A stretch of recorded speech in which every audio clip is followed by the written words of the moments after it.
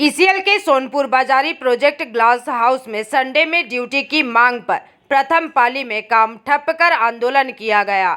इस आंदोलन में बीएमएस खान श्रमिक कांग्रेस के एरिया सचिव व एबीकेएमएस के उपाध्यक्ष, ईसीएल कोऑर्डिनेटर नरेंद्र सिंह, इंटक के भक्ति पदो चक्रवर्ती, सीटू के किशोर चक्रवर्ती और एचएमएस के कौशल घोष ने आंदोलन का समर्थन किया।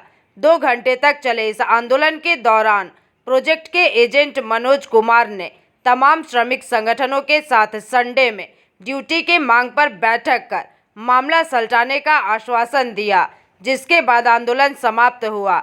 इस संबंध में बीएमएस के नरेंद्र सिंह, सीटू के किशोर चक्रवर्ती, इंटक के भक्ति पदो चक्रवर्ती और एचएमएस के कौशिक घोष ने क्या कहा है, आइए सुनते हैं। इसके ऊपर हम लोग एक लड़ाई का जो हम लोग एक स्टेप लिए हैं, वो स्टेप से हम लोग पीछे नहीं जाने वाले। तो सभी यूनियन ने अभी फैसला किया है कि ये लड़ाई जब संडे का है और अगर नो वर्क नो पे तक कहीं पे पहुंच सकता है, तो फिर हम लोग को कुछ देर के लिए लड़ाई को एक पॉज देना होगा। स्टॉप नहीं, पॉज दे रहे हैं, स्टॉप नहीं, समझ रहे हैं।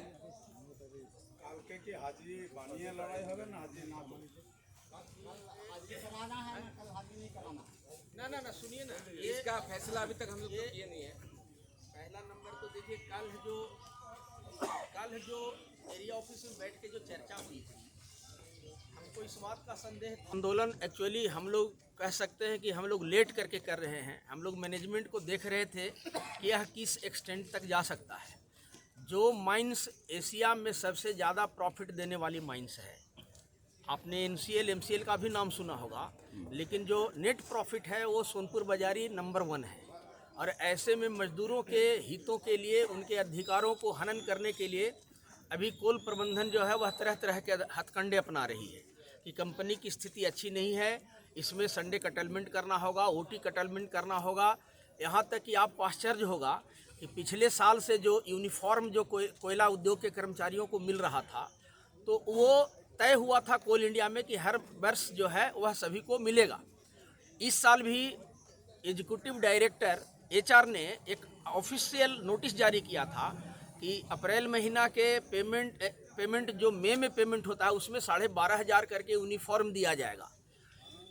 मुझे यह जानकर बड़ी आश्चर्य हुआ कि कोल इंडिया प्रबंधन ने ईसीएल प्रबंधन ने कोल इंडिया को चिट्ठी लिख करके ये किया है कि ईसीएल की स्थिति इतनी भयावह है कि हम लोग दे नहीं पाएंगे और यहाँ के वर्करों को इस साल हम लोगों को एग्जम्पशन दे दीजिए कि हम लोग यूनिफॉर्म नहीं दे पाएंगे, जबकि दूसरे सब्सिडियरी में ऑलरेडी यूनिफॉर्म हो गया है।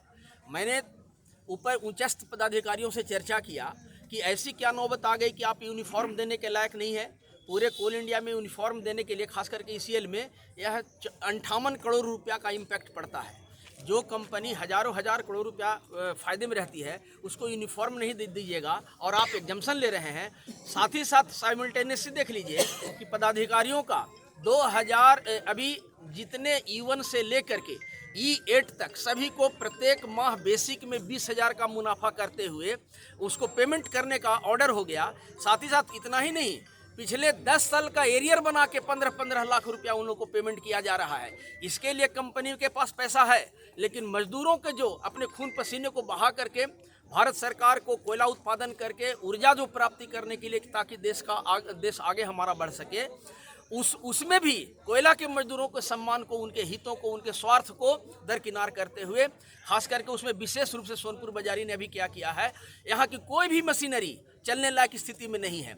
यहाँ जो हमारा 2 घंटा के चक्कर में यहाँ के मजदूर कंपनी के स्वार्थ में लेकर के वह 2 घंटा ईटीआर पर काम करते हैं, वह भी पूरा पेमेंट नहीं हो रहा है। हद तो तब हो गई जब ये मैं पहली बार देख रहा था कि जब कोई संडे स्टार्ट करना होता था तो जेसीसी के मेंबरों को बुला करके परमिशन ली जाती थी कि हम वर्करों को चाह रहे हैं कि अगला संडे चालू करें, और हम लोग ओपिनियन देते थे कि हाँ ठीक है आप चालू कीजिए।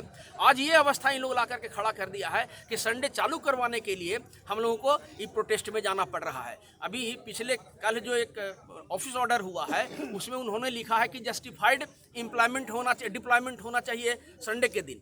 अब मेरा कहने का तात्पर्य क्या है कि जस्टिफाइड जो संडे डिप्लॉयमेंट होगा, क्या सोम से शनिवार तक जो अटेंडेंस करा के ड्यूटी में जाते हैं वो अनजस्टिफाइड हैं? अगर अनजस्टिफाइड है तो संडे को जस्टिफिकेशन की आवश्यकता क्या है? यानी आप तुम जानबूझ करके, और इसके पहले जो ओटी या संडे तुम पेमेंट करता है, यानी अनजस्टिफाइड पेमेंट किया है। यदि पेमेंट किया है तो पिछले 10 साल का जो पदाधिकारी इसको पेमेंट किए हैं उनके सैलरी से उसको रिकवरी किया जाए। हम इसको कभी किसी भी कीमत पर बर्दाश्त नहीं करने वाले हैं। और जब तक प्रबंधन यहाँ के मजदूरों को संडे, पूरा संडे सारे मजदूरों को किए गए ओटी का पेमेंट जब तक नहीं करता है, तब तक ये आंदोलन हमारा आज से प्रारंभ हुआ है और यह अनिश्चित काल तक चलेगा, जब तक कि यहाँ के सोनपुर बाजारी के प्रबंधन जो है वह इसको नहीं मानती है। आज का काम बंद भी है। आज का भी काम हम लोग बंद किए हैं। अभी इसलिए बंद किए हैं कि अभी मैनेजर साहब फ़ोन करके अभी खबर दी है कि मैं आ रहा हूं, देखते हैं उनके तरफ से क्या बात आती है। यदि नहीं मानेंगे तो हम लोग, चूँकि आज संडे है इसलिए वर्करों को भेजेंगे काम करने के लिए, और हम लोग से बाकी जो दूसरे सेकंड और नाइट शिफ्ट के जो हमारे साथी हैं उनको बुला करके हम लोग अभी फ़िलहाल जो डिस्पैच बंद करने जा रहे हैं। এই মজদুর যে হকের লড়াই, সেই লড়াইকে সমর্থন করার জন্যে আমরা এখানে এসেছি এবং এই লড়াই আরও বৃহত্তরভাবে আমরা করতে প্রস্তুত আছি এবং আমার ওয়ার্কাররাও প্রস্তুত আছে। কী কারণে? ওয়ার্কারদের একটা বিরাট দুঃখ যে এখানে যারা জিএম হয়ে এসেছে তাদেরকে যে ডাইরেক্টর করার যে কারিগর, সেই এই ওয়ার্কাররা মানে এত বেশি রেজিং করে যে তাতে তারা ডাইরেক্টর হয়ে চলে যায়, আর তাদের অস্ত্রতেই আমার ওয়ার্কারকে বধ করা হচ্ছে। সেই জন্যে এই প্রটেস্টে আজকে ওয়ার্কাররা সব এক সোনপুর বাজারি, এবং এই আন্দোলন আমাদের আরও বৃহত্তর হবে। যদি ওয়ার্কারের স্বার্থের আঘাত যদি দেখি তাহলে আমরা কোনো ইউনিয়ন চুপ করে থাকবো না। তা ওয়ার্কারকে সঙ্গে নিয়ে আমরা এই লাগাতার লড়াই করে যাব। যতক্ষণ না আমাদের জিত হচ্ছে ততক্ষণ আমাদের লড়াই চলবে। হ্যাঁ, আন্দোলনের যেটা বিষয় হচ্ছে কি আমাদের হকের লড়াই, আমাদের অধিকার রক্ষার লড়াই। সমস্ত শ্রমিকরা মেহনত করে আজ সোনপুর বাজারি প্রজেক্টে এশিয়ার বৃহত্তম প্রজেক্টে রূপান্তরিত করেছে। আজ এইখানকার শ্রমিকরা সব দিক দিয়ে ম্যানেজমেন্ট বঞ্চিত করতে চাইছে।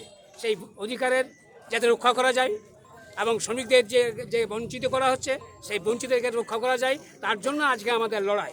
আমরা আজকে সকাল থেকে 6টা থেকে আমাদের এখানে সমস্ত শ্রমিক একত্রিত হয়ে, আজকে আমরা কোনো ইউনিয়ন বলছি না, আজ আমরা সমস্ত শ্রমিক, আমরা শ্রমিকের একতা নিয়ে আমরা লড়াই করতে এসেছি। আর এই লড়াই যতক্ষণ পর্যন্ত আমাদের হক পূর্ণ হবে ততক্ষণ পর্যন্ত এই লড়াই আমরা চালিয়ে যাব। আগামী দিনে এই লড়াই চলবে। আমরা সেটা আমাদের সমস্ত শ্রমিকের পক্ষ থেকে আমরা এই লড়াইকে এগিয়ে নিয়ে যাওয়ার জন্য আহ্বান জানাচ্ছি। এই কয়েকটি কথা আমাদের রইল আজকের এই বিষয়ে। Thank you. अंडाल से मंथन पासवान की रिपोर्ट, पीवीटीवी न्यूज़।